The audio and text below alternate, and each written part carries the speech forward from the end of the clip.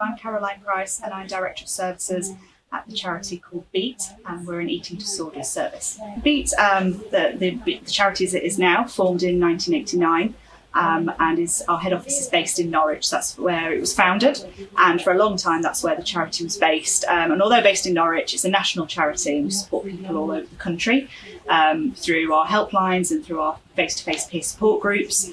And we've been doing that for pretty much the last 28 years.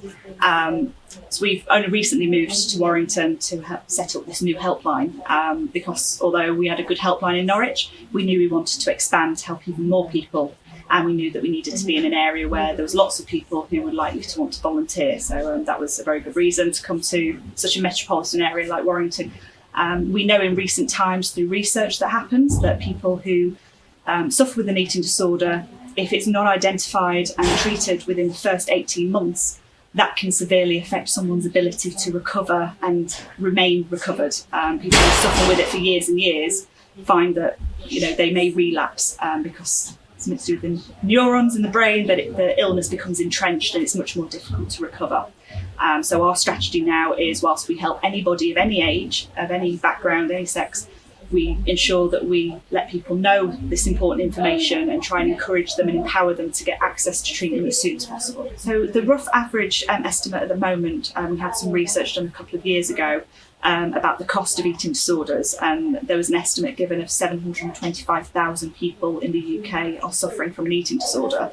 But that severely underestimates all the people who are not diagnosed, who maybe themselves don't realise that they have an eating disorder.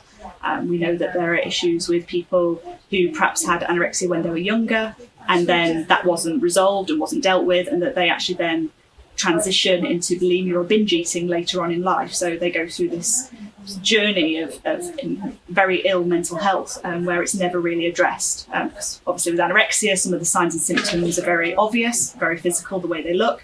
But with bulimia or binge eating, it's not always immediately obvious that someone might not be well. So it's a lot more difficult to identify. And if that individual doesn't want to tackle the problem or is too scared to speak out, it means that they could be going undiagnosed and not getting the treatment and help that they need and deserve. And there's just so many people out there, I suspect, that are suffering that don't think that there are support services out there for them, or that this is an issue that's typically associated with them.